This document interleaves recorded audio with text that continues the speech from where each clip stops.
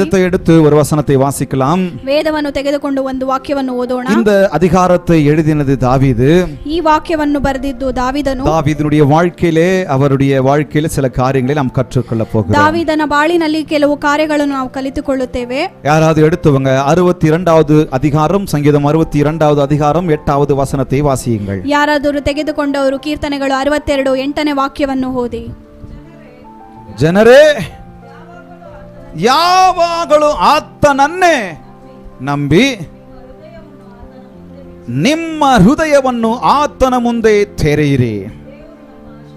ದೇವರೇ ನಮ್ಮ ಆಶ್ರಯವಾಗಿದ್ದಾನೆ. ஹல்லேலூயா. தமிழ்ல வாசிக்கிறீங்களா? யாரனா ஒருத்தர்?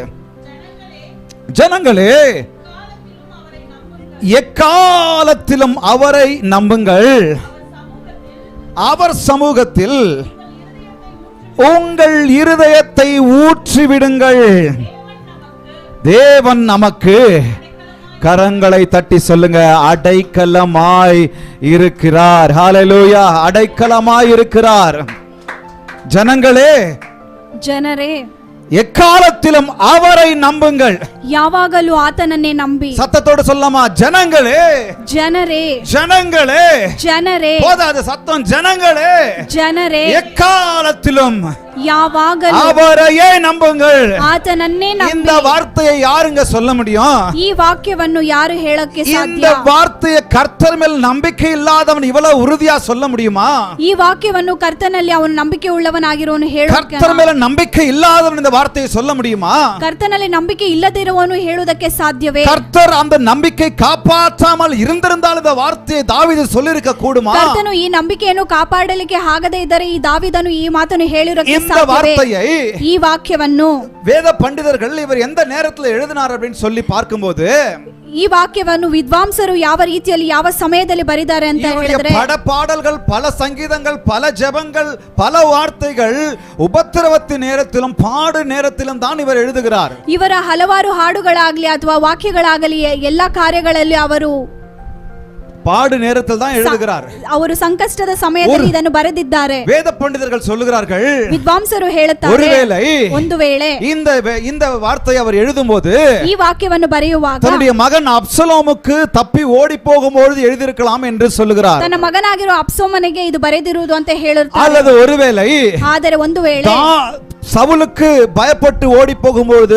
எழுதியிருக்கலாம் என்று சொல்லுகிறார். ದಾವೀದನು ಸೌಲನಿಗೆ ಭಯಪಟ್ಟು ಓಡುವಾಗ ಇದನ್ನು ಬರೆದಿದ್ದಾರೆ ಅಂತ சவுல் ಹೇಳುತ್ತಾರೆ. பிரச்சனை கொடுக்கும்போது, கஷ்டம் கொடுக்கும்போது, உயிருக்கு ஆபத்தான நிலையில் இருக்கும்போது, கஷ்டப்படுத்தி கொண்டிருக்கும் பொழுது எழுதியிருக்கலாம் என்று வேத பண்டிதர்கள் சொல்லுகிறார்கள். ಆತನನ್ನು ದುಃಖಿಸುವಾಗ, ಆತನು ಕಷ್ಟಪಡಿಸುವಾಗ, ಆತನ ಉಪದ್ರ ಕಾಲದಲ್ಲಿ ಬರುವಾಗ ಈ ವಾಕ್ಯವನ್ನು ಬರೆದಿದ್ದಾರೆ ಅಂತ ಹೇಳುತ್ತಾರೆ. எப்படி இருந்தாலும் ಯಾವ ರೀತಿ ಇದ್ದರೂ அவர் ஏதோ ஒரு பாடின் மத்தியிலே, உபத்திரவத்தின் மத்தியிலே அவர் எழுதுகிறார். ಅವರು ಒಂದು ಸಂಕಷ್ಟದ ಸಮಯದಲ್ಲಿ ಇದನ್ನು ಬರೆಯುತ್ತಾರೆ. ஆக இந்த வார்த்தையை நல்லா கவனிங்க.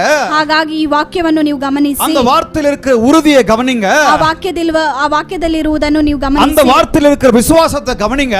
ಆ ವಾಕ್ಯದಲ್ಲಿರುವ ವಿಶ್ವಾಸವನ್ನು ನೀವು சொல்றாரு. ಗಮನಿಸಿ. ಅವರು ಹೇಳುತ್ತಾರೆ, பிரச்சனையில் இருக்கும்போது சொல்றாரு, ಅವರು ತೊಂದರೆಯಲ್ಲಿ ಇರಬೇಕಾದ್ರೆ பாடின் மத்தியில சொல்றாரு, ಸಂಕಷ್ಟದ ಸಮಯದಲ್ಲಿ உபத்திரவத்தின் மத்தியில சொல்றாரு, ಅವರು ಸಂಕಷ್ಟದ ಸಮಯದಲ್ಲಿ ஜனங்களை பார்த்து சொல்றாரு, ಜನರನ್ನು ನೋಡಿ ಹೇಳುತ್ತಾರೆ, பாடுறாரு, ಅವರು ಹಾಡುತ್ತಾರೆ, ஜெபிக்கிறாரு, ಅವರು ಪ್ರಾರ್ಥಿಸುತ್ತಾರೆ. ஜனங்களே, ಜನರೇ, எக்காலத்திலும் ಯಾವಾಗಲೂ அவரை நம்புங்கள். ಆತನನ್ನೇ ನಂಬಿ. அவர் இப்படி சொல்லிருக்கலாம், ಅವರು ಈ ರೀತಿಯಾಗಿ ಹೇಳಿರಬಹುದು, ஜனங்களே, ಜನರೇ, அவரை நம்புங்கள். ಅವರನ್ನು ನಂಬಿ. ஜனங்களே, ಜನರೇ, இன்னைக்கு மாத்திரம் நம்புங்கள். ಇವತ್ತು ಮಾತ್ರ ನಂಬಿ. ஜனங்களே, ಜನರೇ, ஒரு குறிப்பிட்ட அளவுக்கு மாத்திரம் நம்புங்கள். ಒಂದು ಕುರಿತಾದ ಸಮಯದಲ್ಲಿ ಆತನನ್ನು ನಂಬಿ. ஜனங்களே, ಜನರೇ, இந்த விஷயத்திற்கு மாத்திரம் அவரை நம்புங்கள். ಈ ವಿಷಯಕ್ಕೋಸ್ಕರ ಅವನನ್ನು ನಂಬಿ. அப்படி சொல்லலங்க, ಆ ರೀತಿಯಾಗಿ அவர் உறுதியை கவனிங்க, ಆತನ ದೃಢವನ್ನು அவர் ನೋಡಿ, வார்த்தையை கவனிங்க, ಆತನ ವಾಕ್ಯವನ್ನು அந்த ಗಮನಿಸಿ. ராஜாவாய் ஒரு அந்த அதிகாரத்தோடு சொல்லுகிற வார்த்தையை கவனிங்க, ಆ ರಾಜನಾಗಿರುವ ಗಂಭೀರದಿಂದ ಹೇಳುವುದನ್ನು அந்த ಗಮನಿಸಿ. நிலைப்பாடை கவனிங்க. ಆ ನೆಲೆಯನ್ನು ನೀವು ಗಮನಿಸಿ. சொல்லும் போதே நமக்கு தெரியும் அவனுக்கு அதுல உறுதி இருக்கா இல்லையான்னு. ಅದನ್ನು ಹೇಳುವಾಗಲೇ ನಮಗೆ ಗೊತ್ತಾಗುತ್ತದೆ ಅದರಲ್ಲಿ ನೆಲೆ ಇದೆಯಾ ಇಲ್ವಾ ಅಂತ ಹೇಳಿ. கர்த்தரை நம்புங்க, ಕರ್ತನನ್ನು ನಂಬಿ, நம்பிக்கிட்டு தான் போங்களே. ನಂಬ್ಕೊಂಡೇ ಹೋಗ್ಬೇಕು. எப்படி இருக்கு? ஆனா அவர் சொல்றத கவனிங்க. ಆದರೆ ಅವರು இப்படிதான் கற்பனை பண்றேன், ನಾನು ಈ ರೀತಿಯಾಗಿ ಕಲ್ಪನೆ ಮಾಡುತ್ತೇನೆ. ಜನರೇ ಅಂತ ಕರೆಯುತ್ತಾರಲ್ಲ, அப்படின்னு கூப்பிட மாட்டாரு. ಅವರು ಜನರೇ ಅಂತ ஜனங்களே, ಜನರೇ எக்காலத்திலும் ಯಾವಾಗಲೂ அவரையே நம்புங்கள். ಆತನನ್ನೇ ನಂಬಿ. ಕಾರಣ தாவீதுக்கு நல்லா தெரியும். ದಾವಿದನಿಗೆ ಗೊತ್ತು. தாவீதுக்கு முழு மனதோடு என்ன தெரியுமா? ಆತನಿಗೆ ಪೂರ್ಣ ಮನದಿಂದ அவருடைய முழு நம்பிக்கை ஒரே நம்பிக்கை இந்த தேவன் மாத்திரம்தான். ஹalleluya. ಪೂರ್ಣ ನಂಬಿಕೆ ಏನು போடுங்க ಅಂದ್ರೆ போடுங்க போடுங்க பாயிண்ட் போடுங்க. என் செய்தியின் தலைப்பு ಇವತ್ತಿನ ನನ್ನ ಪೀಠಿಕೆ என் ஒரே நம்பிக்கை. ನನ್ನ ಒಂದೇ ಭರವಸೆ. தாவீதின் ஒரே நம்பிக்கை.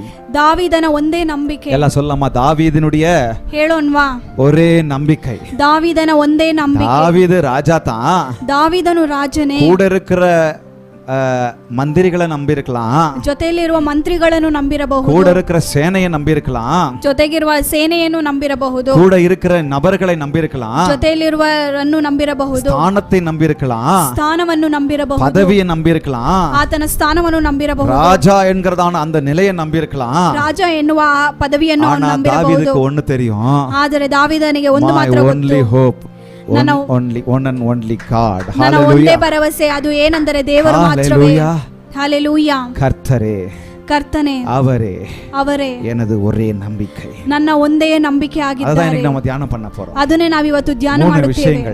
ಮೂರು ವಿಷಯಗಳು புரியுற மாதிரி நான் எடுத்துட்டு வந்திருக்கிறேன். ನಿಮಗೆ ಅರ್ಥವಾಗುವ ರೀತಿಯಲ್ಲಿ ನಾನು ತೆಗೆದುಕೊಂಡು ಬಂದಿದ್ದೇನೆ. ಇದನ್ನು ಹೇಳುವುದನ್ನು ಮರೆಯಬೇಡಿ. என் ஒரே நம்பிக்கை அவராக மாத்திரமே. ನನ್ನ ಒಂದೇ ನಂಬಿಕೆಯು ಅವರು ಮಾತ್ರವೇ ಆಗಿರುತ್ತಾರೆ. வேற யாராலும் சொல்ல முடியாது. ಇದು ಬೇರೆ ಯಾರಲ್ಲೂ ಹೇಳುವುದಕ್ಕೆ ಸಾಧ್ಯವಿಲ್ಲ. பிள்ளைகள் யாரெல்லாம் கர்த்தர் மேல நம்பிக்கை வச்சிருக்காங்களோ, ದೇವರ ಮಕ್ಕಳಾಗಿರುವ ದೇವರಲ್ಲಿ ನಂಬಿಕೆ ಇಟ್ಟಿರೋರು ಮಾತ್ರ ಹೇಳುವುದಕ್ಕೆ ಸಾಧ್ಯ. வேதம் சொல்கிறது நம் தேவனை குறித்து. ವೇದವು ಹೇಳುತ್ತದೆ ದೇವರನ್ನು ಕುರಿತು. அவர் பேர் நம்பிக்கையின் தேவன். ಆತನ ಹೆಸರು ನಂಬಿಕೆಯ ದೇವರಾಗಿದ್ದಾರೆ. ನಂಬಿಕೆயின் நங்கூரம். ಆತನೇ ನಂಬಿಕೆಯ ದೇವನಾಗಿದ್ದಾನೆ. ನಂಬಿಕೆಗೆ ஆதாரம் அவரே. ನಂಬಿಕೆಗೆ ಆಧಾರವೂ ಆಗಿದ್ದಾರೆ. ವಿಶ್ವಾಸத்திற்கு அடித்தளம் எது? ವಿಶ್ವಾಸಕ್ಕೆ ಅಡಿಪಾಯ ಯಾವುದು? நம்பப்படுகிறவைகளின் உறுதியும் காணப்படாதவைகளின் ನಿಶ್ಚಯವಾಗಿರುತ್ತದೆ. ನಂಬತಕ್ಕಾಗಿರುವ ಕಾರ್ಯಕ್ಕೂ ಆಗಲಿ ನಂಬದೇ ಇರುವ ಕಾರ್ಯಕ್ಕೂ ಅವರೇ ಆಗಿದ್ದಾರೆ. அந்த நம்பிக்கை அவர் மேல ಮಾತ್ರ. ಆ ನಂಬಿಕೆ ಅವರ ಮೇಲೆ ಇಡಬೇಕು. my only hope. ನನ್ನ ಒಂದೇ ಭರವಸೆ. வெளியில போகும்போது ನಾವು ಆಚೆ இந்த வாசகத்தோடு இந்த உறுதியோடு நம்ம போலாம். இன்னைக்கு ನಾವು ಹೊರಗಡೆ ಹೋಗಬೇಕಾದರೆ ಈ ವಾಕ್ಯವನ್ನು ಕುರಿತುಕೊಂಡು பிரியமானவர்களே, நான் ஒருவேளை உங்களுக்கு சொல்லலாம், சிலர் பிரசங்கம் பண்றது போல, பிரியமானவர்களே, ಪ್ರಿಯರಾದವರೇ, கண்ணீரை துடைப்பார். ಅವರು ಕಣ್ಣೀರನ್ನು ಒರೆಸುತ್ತಾರೆ. உன் கண்ணீரை அவர் கரங்களை வைத்து துடைத்து எடுத்து போடுவார். ನಿನ್ನ ಕಣ್ಣೀರನ್ನು ಅವರ ಅಂಗೈಯಲ್ಲಿ ಒರೆಸುತ್ತಾರೆ. தருவார். ಅವರು ನಿನಗೆ ಆಧಾರವನ್ನು ಕೊಡುತ್ತಾರೆ. இதெல்லாம் உண்மைதான். ಇವೆಲ್ಲವೂ ನಿಜವೇ. சொல்றவங்கள மேல தப்பு இல்ல, ಹೇಳುವವರ ಮೇಲೆ ತಪ್ಪಿಲ್ಲ. நான் ஒன்னு சொல்றேன். ಆದರೆ ನಾನು ಒಂದು ಮಾತ್ರ ಹೇಳುತ್ತೇನೆ. உபத்திரவத்தின் நேரத்தில், ಸಂಕಷ್ಟದ ಸಮಯದಲ್ಲಿ ನಾನು என் நம்பிக்கை எதிர் மேல யார் மேல வச்சிருக்கிறேன், ನನ್ನ ನಂಬಿಕೆಯು ಯಾರ ಮೇಲೆ ಎಲ್ಲಿಟ್ಟಿದ್ದೇನೆ அதை நான் உங்களுக்கு கத்து கொடுக்கலன்னு சொன்னா, ಅದನ್ನು ನಾನು ಕಲಿಸಿಕೊಡದೇ ಇದ್ದರೆ, உபத்திரம் வரும்பொழுது, ನಿಮಗೆ ಸಂಕಷ್ಟ ಬರುವಾಗ, அடித்தளம் வீக்கா இருக்கும்போது, ನಿಮ್ಮ ಅಡಿಪಾಯವು ಅದು மழை வரும்போது, மழை வரும்போது, ಮಳೆ ಬರುವಾಗ, மணல் மேல கட்டப்பட்ட வீடாய் நான் இருந்தேன் என்றால், ಮಣ್ಣಿನ ಮೇಲೆ ಕಟ್ಟಲ್ಪಟ್ಟ ಮನೆಯಾಗಿದ್ದರೆ, மழை மேல வர வர அடிச்சுக்கிட்டு போயிட்டே இருக்கும். ಮಳೆ ಮೇಲೆ ಬರುತ್ತಾ ಬರುತ್ತಾ ಅದು ಹೊರೆದುಕೊಂಡು ಹೋಗುತ್ತದೆ.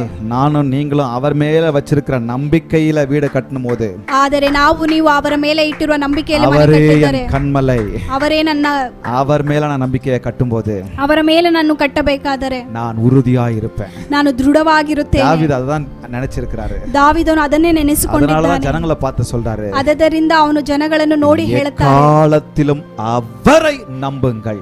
ಯಾವಾಗಲೂ ಆತನನ್ನೇ ನಂಬಿ. சொல்லமா? my only hope. ಹೇಳೋನ್ವಾ? ನನ್ನ ಒಂದೇ my ಭರವಸೆ. only hope. ನನ್ನ ಒಂದೇ ಭರವಸೆ. எனது ஒரே நம்பிக்கை ನನ್ನ ಒಂದೇ ನಂಬಿಕೆ அவரே. ಅವರೇ.